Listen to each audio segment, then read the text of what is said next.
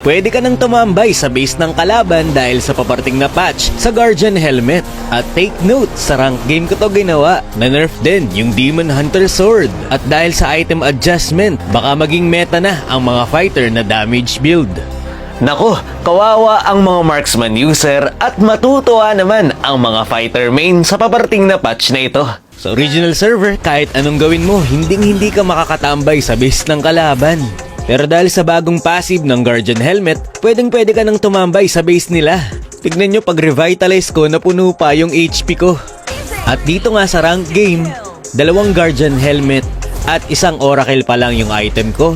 Pero hindi na agad ako kayang i-take down ng base ng kalaban basta meron akong revitalize.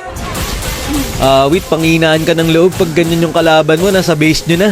So ano nga ba ang nabago dito sa Guardian Helmet? So dati kasi HP recovery ang naibibigay ng Guardian Helmet. Pero sa bagong patch, pag lumagpas ng 500 ang damage na natanggap mo. Halimbawa dito, 1040 yung damage na tanggap ko.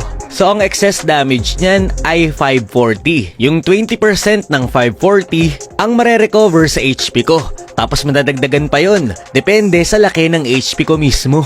So dito, 65% ng excess damage ang na-heal ko. Ibig sabihin, the more na mas malaki ang HP mo at mas malaki ang damage na tanggap mo, mas malaki din ang mare-recover sa HP mo. Samahan mo pa ng Oracle. Grabe, yung damage na natanggap mo ay halos kalapit na nung heal na naibigay ng Guardian Helmet. At kapag nag-revitalize ka pa, mas magiging malaki talaga yung heal kaysa sa damage. Ayun, 4,800 yung damage ng Torre, pero 5,900 yung heal ko. Kaya mahihirapan na yung mga burst type na mage at pati na rin yung mga marksman kagaya ni Leslie kapag naka-Guardian Helmet na yung kalaban. Kasi may heal lang ng Guardian Helmet ang burst damage nila.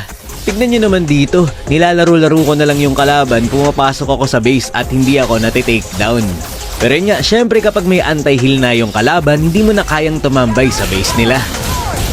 Pero feeling ko man-nerf pa tong item na to, masyadong OP. Tapos hindi pa nila tinanggal yung HP recovery every second. Grabe na talaga. Dito naman tayo sa Demon Hunter Sword. Wala nang lifesteal ang Demon Hunter Sword. Pinalitan na ito ng HP recovery na nakadepende sa level mo. Ibig sabihin kapag max level ka na, fix na yung heal na naibibigay ng Demon Hunter Sword. Nerf to para sa mga marksman na naka Demon Hunter Sword kasi dati kapag naka full item ka na, mas lalakas yung heal ng DHS mo. Pero ngayon, dahil fix na yung HP recovery na makukuha mo dito, kahit may item ka pa, ay fix na rin yung HP recovery. So in short, mas mahihirapan ka na kapag yung kalaban ay naka blade armor tapos naka DHS ka kasi mas maliit na yung heal. Good news naman para sa mga fighter na naka physical attack item. Na-adjust kasi yung Rose Gold. Ngayon nakakapagbigay na ito ng hybrid defense kapag mataas ang iyong physical attack. So ibig sabihin baka umuso na ulit yung mga fighter na naka-damage build kasi kukunat na sila eh. 50 ang hybrid defense na kayang ibigay nito.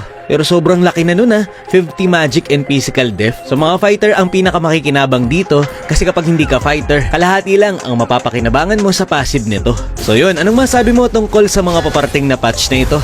Yun lang for this video. Maraming salamat sa panonood and to God be the glory.